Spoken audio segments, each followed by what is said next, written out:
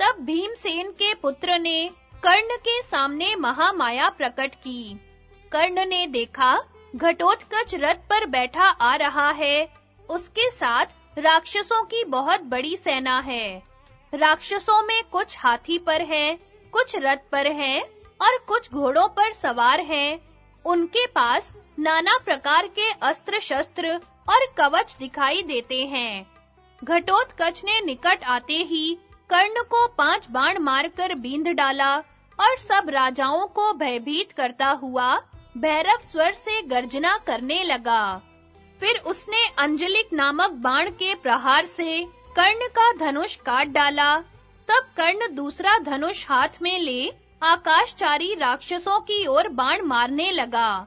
इससे उन्हें बड़ी पीड़ा हुई। घोड़े, सारथी तथा हाथी के सहित संपूर्ण राक्षस कर्ण के हाथ से मारे गए। उस समय पांडव पक्ष के हजारों क्षत्रिय योद्धाओं में राक्षस घटोत्कच को छोड़ दूसरा कोई कर्ण की ओर आंख उठाकर देख भी नहीं सकता था। घटोत्कच क्रोध से जल उठा, उसकी आंखों से चिंगारियां छूटने लगी। उसने हाथ से हाथ मलकर ओंठ को दांतों तले दबाया और पुनः माया के बल से दूसरे रथ का निर्माण किया। उसमें हाथी के समान मोटे ताजे तथा पिशाचों जैसे मुख वाले गधे जोते गए। उस रथ पर बैठकर वह कर्ण के सामने आया और उसने उसके ऊपर एक भयंकर अश्नि का प्रहार किया। कर्ण ने अपना धनुष रथ पर रख दिया और कूदकर उस अश्नि को हाथ से पकड़ लिया। फिर उसने उसे घटोत्कच पर ही चला दिया। घटोत्कच तो रथ से कूदकर दूर जा खड़ा हुआ, किंतु उस अश्नि के तेज से गधे, सारथी तथा ध्वजा सहित उसका रथ जलकर भस्म हो गया। फिर वह अश्नि पृथ्वी में समा गई। कर्ण का यह पराक्रम देखकर देवता भी आश्चर्य करने लगे। संपूर्ण प्राणियों ने उसकी प्रशंसा की। पूर्वोक्त पराक्रम करके कर्ण अपने रथ पर जा बैठा और पुनः राक्षस सेना पर बाण बरसाने लगा। अब घटोत्कच गंधर्व नगर के समान पुनः अदृश्य हो गया और माया से कर्ण के दिव्य अस्त्रों का नाश करने लगा। तो भी कर्ण ने अपना धैर्य नहीं खोया। उस राक्षस के साथ उसने युद्ध जारी ही रखा। तदनंतर क्रोध में भरे हुए घटोत्कच ने अपने अनेकों स्वरूप बनाए और कौरव महारथियों को भयभीत कर दिया। तत्पश्चात सिंह, व्याघ्र, लकड़बग्घे, आग के समान लपलपाती हुई जीभ वाले सांप और लोहमय चोंच वाले पक्षी सब दिशाओं से कौरव सेना पर टूट पड़े। घटोत्कच तो कर्ण के बाणों से घायल होकर अंतर्धान हो गया, परंतु मायामय पिशाच, राक्षस, यातुधान, कुत्ते और भयंकर मुख वाले भेड़िए सब ओर से प्रकट होकर कर्ण की ओर इस प्रकार दौड़े मानो उसे खा जाएंगे, तथा खून से रंगे हुए भयंकर अस्त्र शस्त्र लेकर कठोर बातें सुनाते हुए उसे डराने लगे। कर्ण ने उनमें से प्रत्येक को कई-कई बाण मारकर बींध डाला और दिव्य अस्त्र से उस राक्षसी माया का संहार करके घटोत्कच के घोड़ों को भी यमलोक भेज दिया। इस प्रकार पुनः अपनी माया का नाश हो जाने पर अभी तुझे मौत के मुख में भेजता हूँ, ऐसा कर्ण से कहकर घटोत्कच फिर अंतर्धान हो गया। भीमसेन के साथ अलायुध का युद्ध तथा घटोत्कच के हाथ से अलायुध का वध।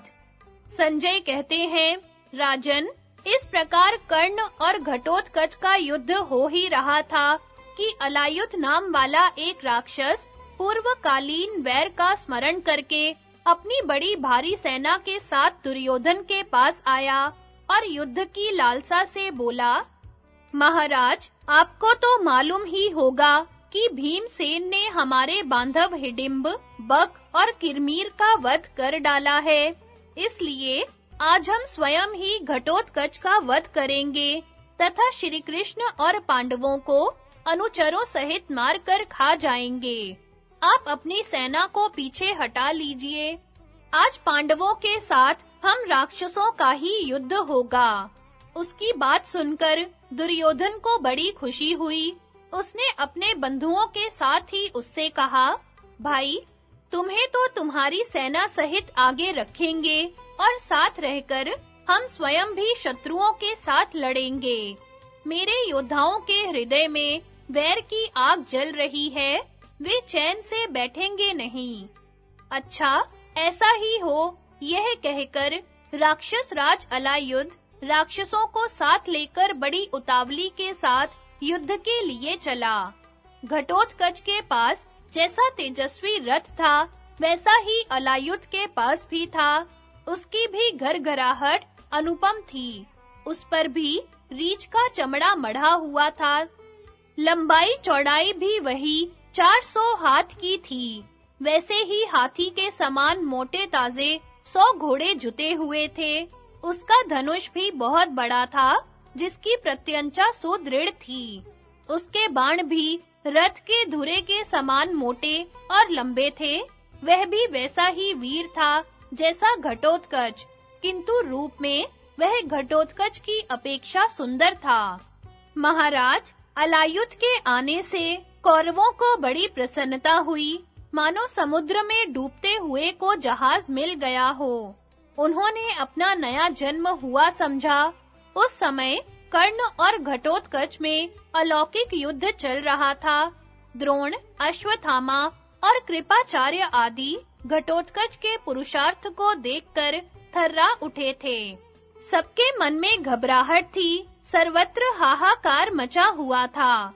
सारी सेना कर्ण के जीवन से निराश हो चुकी थी। दुर्योधन ने देखा कि कर्ण बड़ी विपत्ति में फंस गया है, तो उसने अलायुध को बुलाकर कहा कि यह कर्ण घटोत्कच के साथ भिड़ा हुआ है और युद्ध में जहां तक इसकी शक्ति है, महान पराक्रम दिखा रहा है। वीरवर, जैसी तुम्हारी इच्छा थी, उसके अनुसार ही इस संग्राम में घटोत्कच को तुम्हारे हिस्से में कर दिया गया है। अब तुम पुरुषार्थ करके इसका नाश करो। यह पापी अपने माया बल का आश्रय लेकर पहले ही कहीं कर्ण को मार न डाले, इसका ख्याल रखना। दुर्योधन के ऐसा कहने पर अलायुध ने बहुत अच्छा कहकर घटोत्कच पर धावा किया। भीमसेन के पुत्र ने जब अपने शत्रु को सामने आते देखा, तो कर्ण को छोड़ दिया और उसी को बाणों के प्रहार से पीड़ित करने लगा। फिर दोनों राक्षस क्रोध में भरकर एक दूसरे से भिड़ गए। भीमसेन ने देखा कि घटोत्कच अलायुध के चंगुल में फंस गया है, तो वे अपने तेजस्वी रथ पर बैठे बाण वृष्टि करते हुए वहां आ पहुंचे। यह देख अलायुध ने घटोत्कच को छोड़कर भीमसेन को ललकारा और उसके साथी राक्षस भी अनेक प्रकार के अस्त्र शस्त्र लेकर भीमसेन पर ही टूट पड़े। जब बहुत से राक्षस बाणों से बिंधने लगे, तो महाबली भीम ने भी प्रत्येक को 5-5 तीखे बाण मारकर घायल कर दिया।